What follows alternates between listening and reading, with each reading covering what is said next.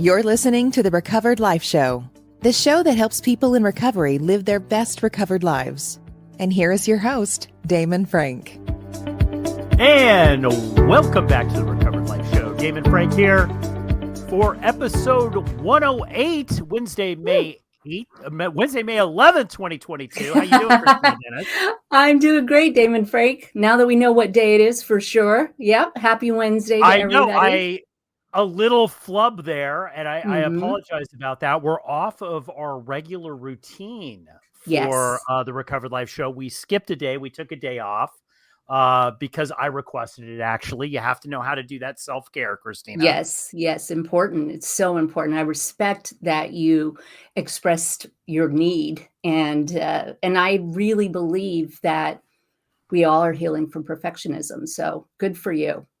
Well, not me, Kristina. I already am perfect. I'm definitely healing from perfectionism. You know that.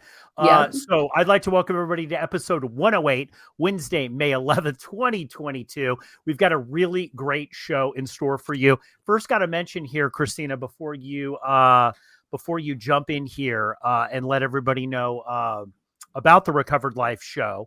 I would like to say that we do have a lot of programming that has been added, even though we did skip a live show day. We've got tons of Recovered Life discussions. So guys, if you're listening to this live on YouTube, Facebook, or Twitter, or any place that we have it live or the replay, please jump in to the podcast because, man, I got to tell you, tons of great content there. So good. Not going to get that conversation anywhere else. But before we do start the show, I want to let everybody know that it's being brought to you by Recovered Life contributors and people like you. Please follow, share, like, and leave us a comment so we can keep bringing these really good discussions to you. Also, you can visit info.recoveredlife.us, where you can leave a donation that helps us to continue and help others, and join the network, which is completely free. That's info.recoveredlife.us. Guys, I would like to thank so much for everybody who has contributed to the Recovered Life Show. Look, it's so great because we can dump the money right back in to helping people that are in recovery. And this is all about, like you said, helping people live their best recovered life. Kristina, amazing show that we've got. 2 jam-packed segments here about what people are actually talking about in recovery. So the first one I wanted to kind of introduce a little bit because we had a whole conversation on our Recovered Life discussions and people were bringing up the issue that they were having with relapse dreams. Yes. And there were so many questions about what are relapse dreams? What are they all about? Am I in trouble if I have a relapse dream? So I thought this would be a great segment to kind of dive into this because relapse dreams happen. Almost everybody that I know that is a recovered alcoholic or has been recovering from drug abuse has had a relapse dream. I mean, I would say a large majority of people that I know have had them. I agree. I don't think I've ever met somebody that when you share, I had a relapse dream, I dreamt that I relapsed, they don't say, me too. Me too. It is part of the deal, for sure. And one of the things that was brought up in that discussion, which I think is important to share about, was this idea that it can shake the ground that you are on about whether or not you're doing the right thing in your sobriety. Like, why did it show up? What is it saying? What is happening? Why am I remembering this? I must not be doing a really good job in my sobriety if it's showing up. And I don't think that's true personally. For me, I think it's part of the deal. And that it is not necessarily an indication that your recovery program is in trouble. It is a good reminder, though, about how it feels. And that can be something that shakes you to the core. Well, I want to talk about that because you put an important point is like a lot of people interpret a relapse dream is that there's something going on and that their sobriety is not great, right? Right. Now, I have 2 thoughts about this because I am somebody who has had a lot of relapse dreams in different lengths of sobriety, and I'm going to share one later in the segment here that I had when I had almost 20 years of sobriety. So, so it happens, right?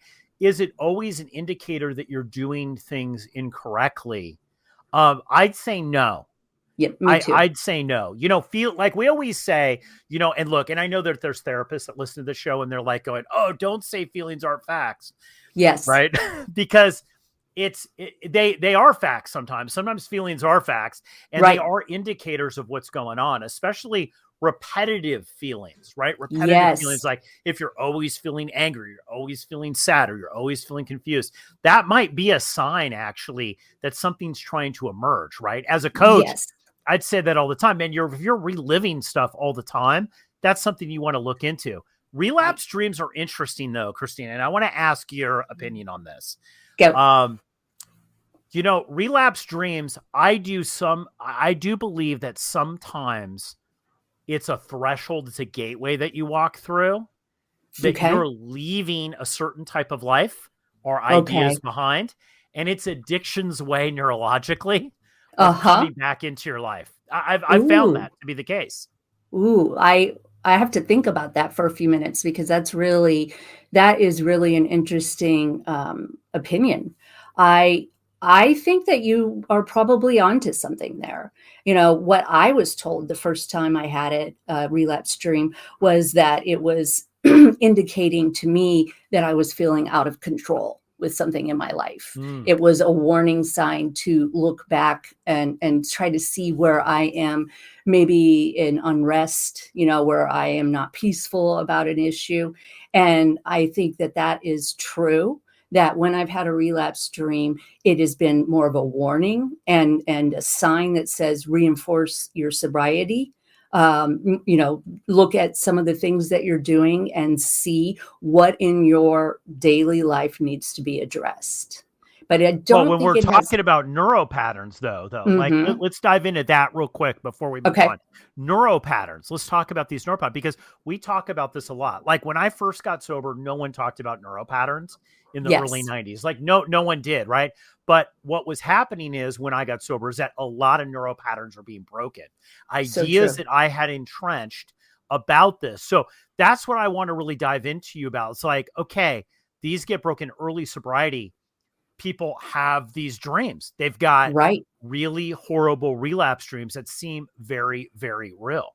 Oh, they're awful. I mean, I have to say they've been awful. My experience with relapse dreams has been that I don't necessarily see myself drinking, but I see after the effort that I'm going through and the questioning about, well, who do I have to tell? What does that feel like? I don't want to stand up and be a newcomer again. Oh my God, like this is awful. And do I tell my husband or do I keep it a secret? I've known people that continued to drink in a 12-step group, took sobriety chips every year, and didn't feel like they could discuss or say that they had relapsed. And there's a lot of pressure in long-term sobriety that's already a given, that you keep, that it's easier for you. And I have to say the obsession has been lifted for many years at a time, but I have had relapse dream even in my 25th year. We just celebrated my birthday on Friday.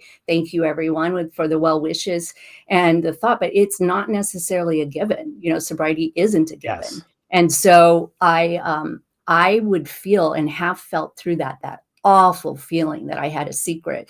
And it reminded me of what it felt like and feels like when you're in active addiction. Well, the stakes are high, right? Like, so like you're talking about the stakes are high.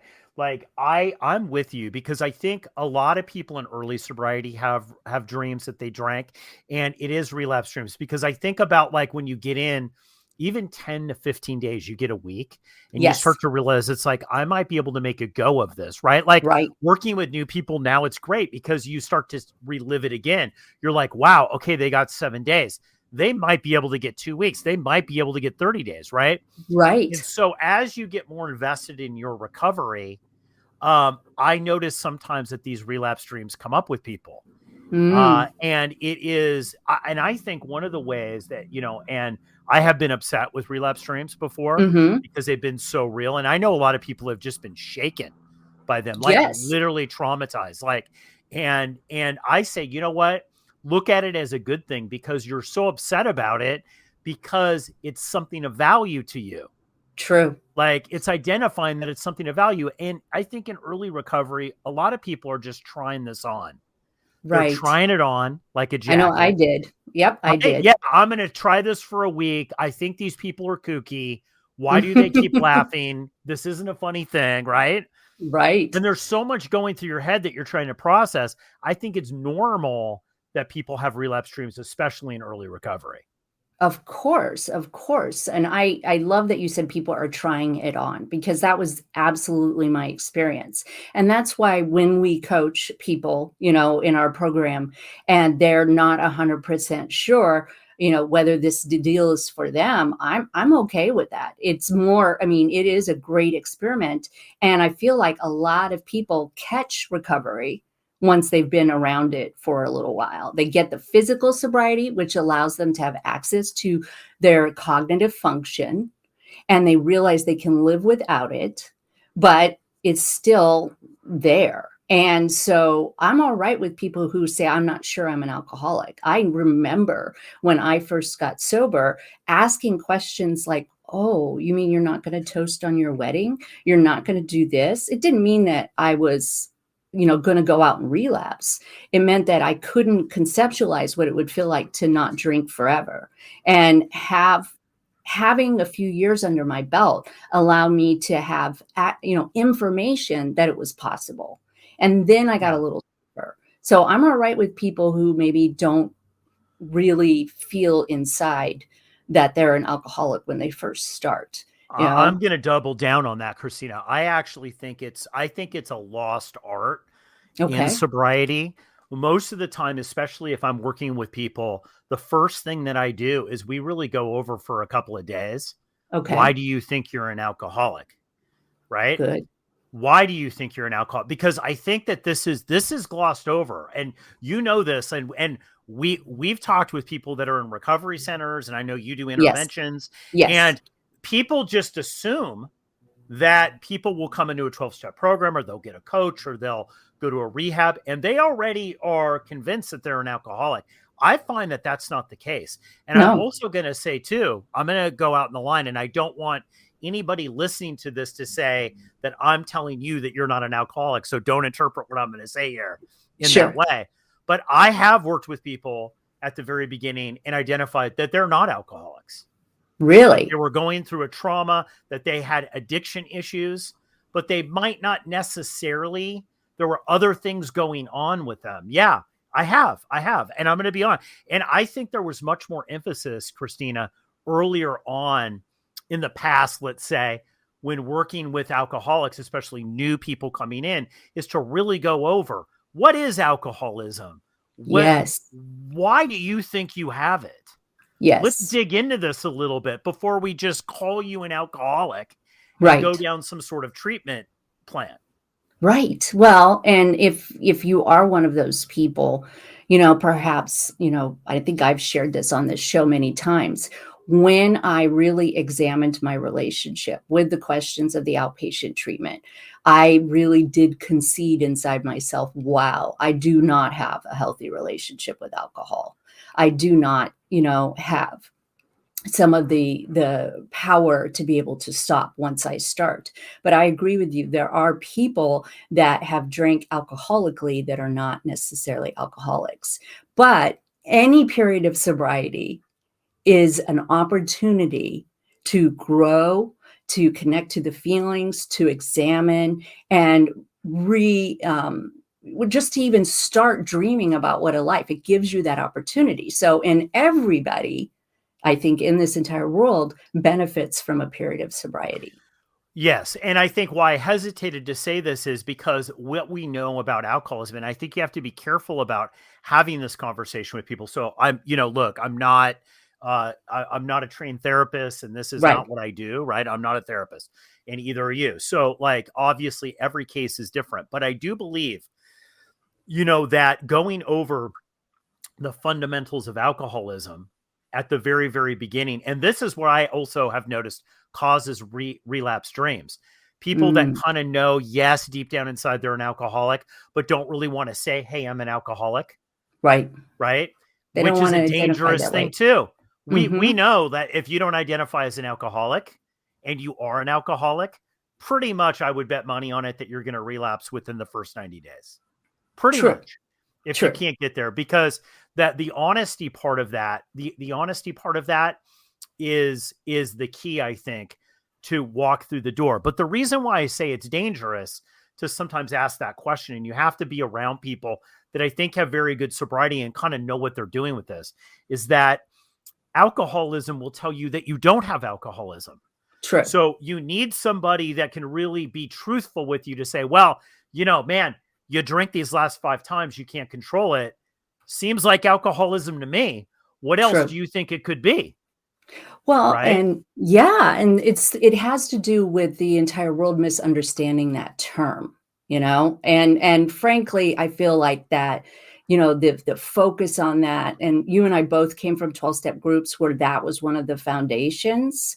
And if people can get sober without using that label and that feels better to them, okay. But I feel like there's some power in making that decision and realizing I can never drink again because I don't drink normally. That really helps take that off the table. Because when I first started drinking, I behaved alcoholically from the first day. I did. And it was actually so shaming to me. The way that I drank, I was embarrassed and I was humiliated because I wouldn't be able to stop. It always had to go to blackout or, vomiting or whatever that I did. I had so much shame about it. So for me, it was a huge relief, but I don't want people to get hung up on that label, and absolutely. And I'm all right with people not calling themselves an alcoholic. It's saying that they choose to live a sober life. The more that we have discussions like this and we take the shame out of it, the easier it will be for people to access help. Kristina, and this is why we were talking about relapse. This is why we're talking about whether people are alcoholics and whether they're not, because we know as coaches and also people that have long-term sobriety and have done the deal, that when you walk through that door to make a decision, it's like, wow, I'm an alcoholic. Mm-hmm. I got to tell you, when I deep down inside knew I was an alcoholic, but when I finally got to the point where I walked through that door, it was shocking to me. Right. And people that weren't alcoholics that knew me were like, you're shocked? And but this is the thing that only alcoholics can understand. I truly was shocked. Yes. I truly was. It was such an awakening to me. This is when I see a lot of the relapse dreams come up, because now I'm realizing, and I remember that's when my first relapse dreams started to happen. Really? Chemically, things are different. I don't have alcohol in my system anymore. You're detoxing, you're going through this, then you start to walk through this door to say, man, I really might have a problem. Oh man, this is something that if I go back, I'm going to be in trouble. Right. Then all of a sudden I have a stake in it psychologically. And then these are when the dreams start to come up. Yes. I just love what you're sharing, because that awakening, there's duality in it. There's the shock, and then there's also the comfort of knowing that there is a place for us, that other people drink like we drink, and it isn't a moral issue. It doesn't make me a bad person. And I have gotten a lot of relief, and I have gotten a lot of comfort, and developed really a family that gave me enough time to start to learn about myself. And so for me, it's a true gift, and I want that gift for everyone. But I'm open enough to say that maybe alcohol isn't that way for you. Well, I have to, and this is why we're talking about these dreams, Kristina. And I wanted to share a situation that I had. Please. I think I was 17, 18 years sober when this happened, that I'd had something happen in my life that was not alcohol related. Mm-hmm. I was not as much on my game as I should have been with my own personal program. Right. And I was vulnerable. We talk about this, like places where we're vulnerable. Yes. In times in our life in recovery, right? And that is sometimes a combination of people, places, and things.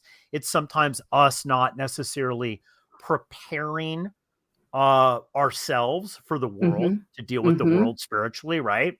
Right. And what happened with me is there was this opening, and I had a craving out of nowhere. And I'm telling you, like 10, 50, like not nothing. Boom. It hit me very, very hard. I had a relapse dream where I'd overslept on a Saturday. Kristina, it was so bad And Uh-oh. I walked out and my family members came in and I'm looking under the couch and I'm upset and I'm like crying and I'm like, and they're like, what are you doing? And I'm like, I drank. Where's the bottle? I'm trying to find the bottle. Ooh. And they're like, you've been asleep the whole time. Like we've been, up all morning. It was so real. And Wow. I got to tell you, we talk about trauma and I laugh off some millennial trauma sometimes, which isn't a good thing. Kristina, I do. It's like, okay, like you didn't have my kind of latte at Starbucks. I had Sure. trauma. I'm not talking about like it seriously shook me down. Wow. It took me 2 to 3 days just to not be rattled by it. That's how bad it was. So I have total empathy. If you're listening to this, I get it. And that was at 17, 18 years. Yes. Where did that come from? I asked, I think for me, it was a sign actually at that time. It's like, hey, you need to pay attention to certain things. But I think what it did, the lesson that I got to it after I stopped being rattled by it was it's like, you know what? Sobriety is important to you. This has massive value. And that's what I got out of it. I was like, you know what? I need to pay more attention because this is one of the things in my life that has the most amount of value to me. I think it has the most amount of value to me. I don't even get to play in the game if I partake in alcoholic beverages. I don't even get to have the life that I want. I'm not able to do that. And I love that you shared about it because yes, rattled is to our core has happened to me. And it has been an indication that I am a true alcoholic through and through. And I need to address something that's going on. And there's been times where it's just shown up. And so I think that the most important thought or takeaway from this conversation is to say, talk about it, tell somebody, understand that you're still safe and know that you're not alone because most people have relapse dreams.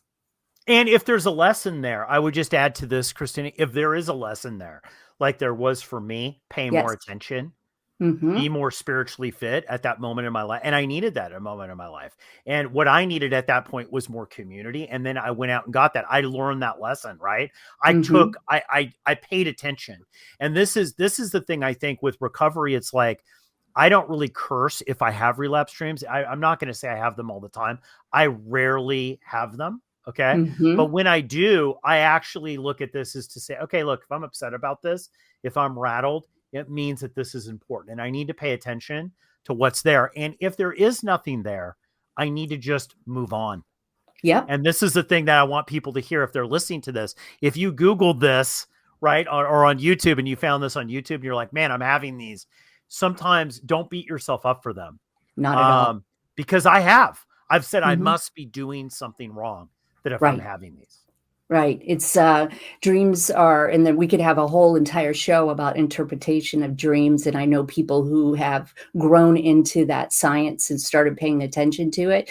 But we, the dream is something that I believe our subconscious is bringing forward to us to pay attention. And there's some of that stuff just needs to be dealt with. And like you said, move on.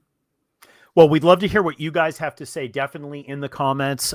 Please comment about your relapse dream if you've had one, and what it meant to you. What did you learn? Was there a takeaway from it? We're going to do more content on this because it's something that everybody. We were talking, Kristina, because it is something that happens in early sobriety a lot. For sure. So, we were both saying it's like, wow, a lot of people. And then thinking back, I'm saying. Definitely. Like it was a huge deal in my life, right? It was a huge deal. So I think the whole idea of community and just communicating with people that you've had these is going to really, really help. Huge, huge. We're not alone. You're not alone. Well, Kristina, this has been an amazing segment. I need everybody to hold on because we have even a better segment coming up next with this article that you found that we're going to dive into. But I wanted to kind of just do a little quick shout out to the Recovered Life community out there. If you're not a member, definitely go to info.recoveredlife.us, become a member. We're doing all kinds of cool stuff, Kristina. We've got all kinds of exclusive content, even free coaching that's Yes. on this, that we're giving and advice and things for people who are getting through milestones in their sobriety or trying to get into some sort of recovery plan, set up a recovery plan for their life. This is an amazing place to be. Also, you have access to people like Kristina Dennis, people like myself, and there's a lot of free goodies on there. So definitely go to info.recoveredlife.us. You can connect with both of us if you go to that site there. And we can't wait to interact with you. We know that recovery is about community. And if you want to live your best recovered life, you have to have a great community. So we built one and we're inviting you to join. So go to info.recoveredlife.us. That's info.recoveredlife.us. Kristina, after the break, after the quick little break here, we're going to dive into another great segment. So we need everybody to hold on. We'll be back in just a few seconds.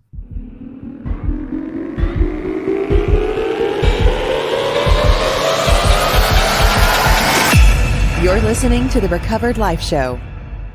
Welcome back. Thanks for staying. So glad to have you. Before we go into our second segment, which is about narcissism versus complex PTSD, I want to remind you that this segment is being brought to you by Recovered Life contributors like myself and people like you.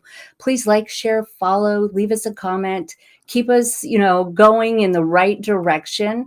Also, info.recoveredlife.us, which Damon just mentioned, is the place that you want to go to join the network. It's completely free, and you can leave a donation if you want to help us to continue to help others. I am so glad that we're going to be talking about this, Damon. Are you interested? I am. This was when you sent me this, you were talking to, this segment here is about narcissism, which is, I think, the Instagram word of the week. It is. I always say it's like everybody now is a narcissist. Yes. If the person at the deli doesn't give you the right turkey slice, they're a narcissist, right? And I think we've overused this term so much, Kristina, that people are confused about it. And I know in recovery, look, a lot of people, we talk about this, a lot of people in a recovery, and recovery isn't their only thing that's going on. They might have a personality disorder, bipolar disorder. They might have anxiety disorder, depression. There's other things that are going on. And, and I think one of the great things about recovery today, if you're getting sober in 2022, or you're sober in 2022, I should say, is that people are much more accepting. And I think people are understanding that there's a lot going on with people, and addiction is one piece of the puzzle, right? It's one piece for you to live your best life.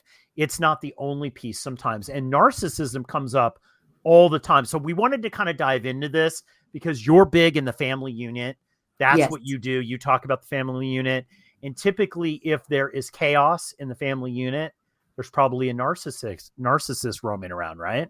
True. And this article from the Mayo Clinic really explains narcissism as a personality disorder. And I love that you said that it gets thrown around a lot, because it does. And narcissist personality disorder is rare. And so only about 1% of the population would actually receive this diagnosis. But if you suspect it, I want you to read the article, because it really gives us a good idea of what the behaviors are that a true narcissist would. Now, one of the things that I wanted to talk about is how alcoholism can be masked as a narcissist. When I start working with people, we'll talk about what a narcissist is, if they're in a codependent relationship with a narcissist. And sometimes their behaviors, our behaviors as addicts, help us to present as if we're narcissistic. And I think that the world that isn't dealing with alcoholism, let's say a loved one or a partner, can easily look at these and say, well, that person is a narcissist. I am married to an alcoholic narcissist. And sometimes, not sometimes, more often, 99 out of 100, it's not narcissism. It's not a true narcissistic personality disorder. It's actually complex PTSD. And so I don't believe that we are, explaining, how do I say this? I don't believe that we should jump to the conclusion that the alcoholic is a narcissist. And I don't believe that we should jump to the conclusion that we're in a relationship with a narcissist. In my 25 years, I've only coached 2 people who were married to true narcissists. And so most of the time it's complex PTSD that's presenting itself as a narcissism. Yeah. And I want to put this out. Kristina and I are not doctors, and we're not diagnosing anyone in your life, right? That might be narcissistic, but we have seen this a lot, right? And there are narcissistic traits, and you bring up complex PTSD, post-traumatic stress disorder, right? Stress syndrome or disorder. One of the things that's interesting about this is that we know that PTSD has patterns, right? Yes. We know when we talk about this in the neuro room all the time, Kristina, that there's patterns to it. So many times what we'll come across as narcissism is actually just a protection pattern. It sure is. It sure is. Even some of the latest research has shown us in the neuro room, we discussed it, that shaming a narcissist isn't going to actually help them get better. And I think that we attach that. Actually, you need to keep a narcissist accountable to learn how to be empathetic. And that looks like setting healthy boundaries and being, willing to remain in somebody's life. Now, I am the first person that says you got to get out of the way and take care of yourself. But I also know that true narcissists, and the article goes on to explain that they think there are 3 components. It is relationship with childhood caregiver.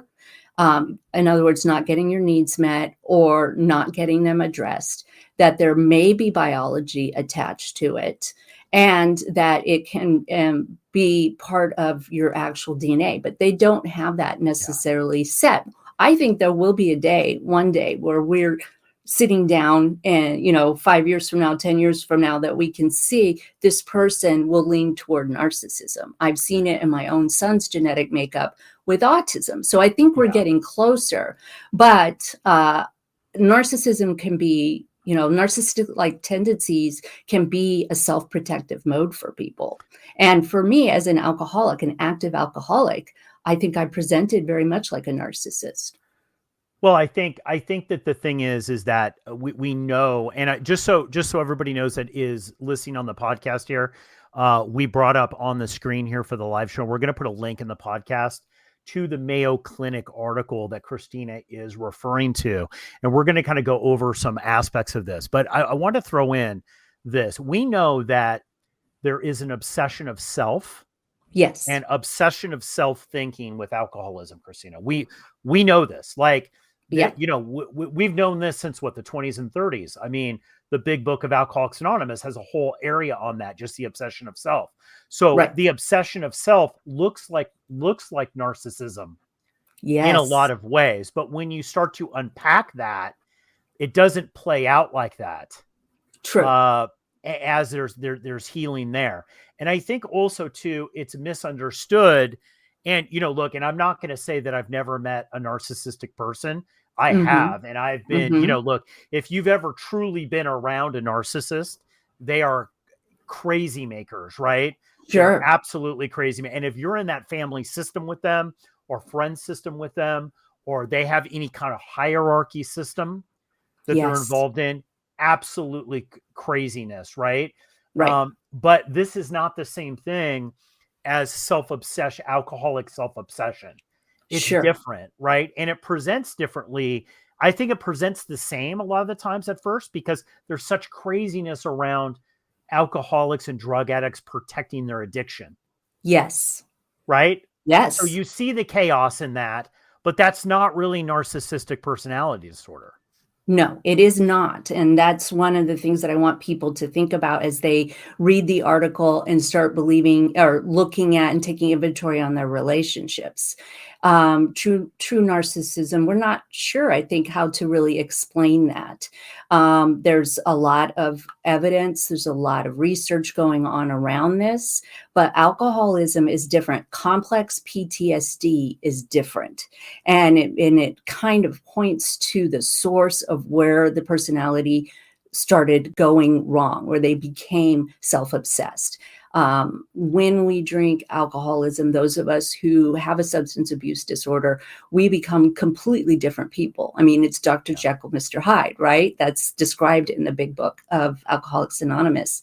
And with a true narcissist, they are that person through and through. And the brutality of being in a relationship with a narcissist is very bad to be around. And so if you were raised by a true narcissist, you are going to have codependency tendencies. You're going to use alcohol as a way to cope. You're going to do anything to try to protect your nervous system. Have you ever been, Damon, around somebody and had the worst feeling come over you and then, try to understand why? I know as a codependent, I ignored those messages. So I'm curious from a male standpoint. And I think one of the things too is, and I think one of the things that people need to be aware of, especially if they're in a 12-step group or if they're in a group dynamic, could be group therapy. It could be anything where there's peer-to-peer support, right? Yes. That you have to be careful, I think, a lot of the times of narcissists. And I know a lot of the times that men are pegged as narcissists, right? And I think women sometimes are pegged as borderlines, which is very, if you read, it's very similar in the case, right? So, and I found that not to be the case. I found that there's people that's a scale, I think, right? Right. Of narcissism, but they're always in a group dynamic. There will somebody that will have a narcissistic thing. And, reading this Mayo Clinic article, have an exaggerated sense of self-importance, right, is one of them. Having a sense of entitlement and require constant excessive admiration, right? Expect to be recognized as superior even without achievements that warrant it, right? Everybody has come across somebody, but usually, typically, these people, I'm going to say the mega narcissists, they really gravitate towards people in recovery. And this is my own personal opinion. And also me having, discussions with therapists about this, asking them what they think about this idea, is that narcissistics, people that are true narcissists, seek out codependent people. Of course. And this is where the group dynamic, I think, becomes very complicated in recovery if you have a narcissist present. Because they're there to be a predator many times to people who are wounded and have issues. Maybe they had a parent that's an alcoholic and they have a codependent streak. You see this a lot. The narcissistic person will come in and they'll start wreaking havoc. Yes. And what I was going to say is that there have been times in the past where I got into a relationship with a narcissist or a narcissist-like person where I had the feeling, my nervous system knew that, something was not right, but I squashed it. And that's my codependency. I abandoned myself in order to be in relationship with somebody else. And because I'm willing to address that in recovery and keep pushing forward, a lot of times I had to disconnect completely. They call it detachment in, our favorite Al-Anon group, or with codependency recovery, we call it detachment. Sometimes you've got to get the hell away and protect yourself. Yeah. Sometimes you can disconnect from the narcissist, although they do not like it, and they will up the ante and protect yourself without making such a drastic change. But if we're not aware that these type of people are out there, or we believe that we deserve, like, this is what true love is. They care about me. That's the thing, right? They care enough about me to criticize me. The other thing is there's no explanation and why they chose you other than that they can exploit you. And that's so hard to understand, for a codependent. Well, I think maybe it is. I think I'm going to jump in here. I think that maybe alcoholics are in a unique position to understand this because, the narcissist, the difference I've seen between people who have PTSD or triggers, right? Or neuro patterns, that's how they react out, is rage. Narcissisms have this rage, right? That's this uncontrollable rage. That's usually a sign that they're narcissists if they're not getting what they want.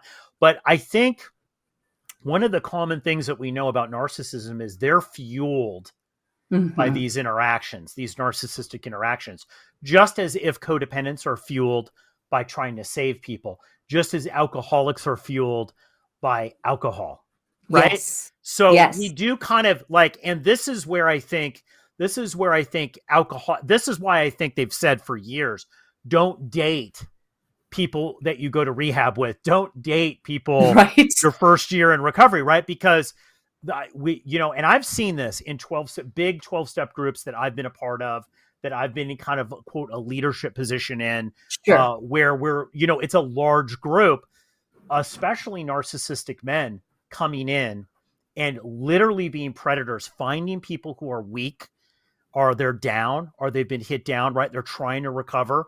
They're trying to get it and pour it on, and then have absolute rage if the person doesn't respond. So true. And having to intervene with those people, like with groups of guys, having to intervene to say, like, you can't hang out here. Like, you need to go find another place, because it's dangerous, right? Because they'll suck everything into the path, right? And I don't know what the solution is for that, for people who are, look, you've said it, Kristina, you've never met an alcoholic that's not a codependent. Right. So True. we're very primed to enter the path of a narcissist. Absolutely. And it really, I love having this conversation, because I want people to not self-diagnose as a narcissist. I want them to talk about it, and to talk about, feeling like, wow, somebody really is out there to victimize me. It doesn't mean that you have a victim mentality if somebody victimizes you and you say, ouch. It doesn't mean that you invited that person into your life. And as codependents, we will often take 100% responsibility for the entire interaction, not recognizing that we may be in relationship with a true narcissist or a predator. And so it's so important to have this kind of conversation. We are not 100% responsible for others people's actions and what they do, and talking about it, and having, the rules about, you don't date a newcomer. You let that person grow into somebody that can be part of a relationship with you. It's really important. Well, look, let's be really blunt about this, Kristina. In reality, I would say a lot of the people, especially in coaching, I mean, you and I, do coaching together. And we know the people that have totally blown up lives. Yes. They seeked out the narcissist. They looked for them. They were attracted to that if they were codependent. There's a level of which it's like, I'm going to come in and I'm going to fix that. Or this is what I deserve. I deserve to be treated this way. And it's a very, very strange dynamic. And I think as you get, and you might disagree with this, Kristina, because I know we don't always agree on on all these points, but I think you see it over and over and over again. You start to realize there's some sort of magnetism between people that are very codependent and also in recovery themselves, that come from an alcoholic family unit. It's like, out of a crowd, they will pick the one narcissist.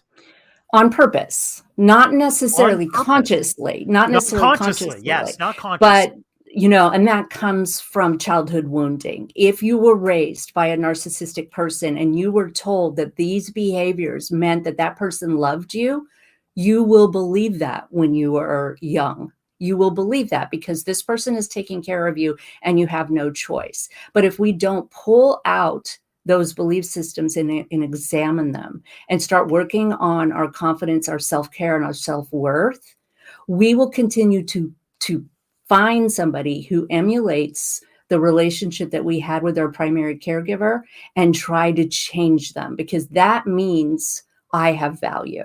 I don't want love from somebody who's actually willing to offer it. I want love from the person in the corner who isn't willing to offer it. And then I will be so great and magnificent, and I will convince this person to love me wholeheartedly. And that will mean my parents were wrong and nothing is wrong with me.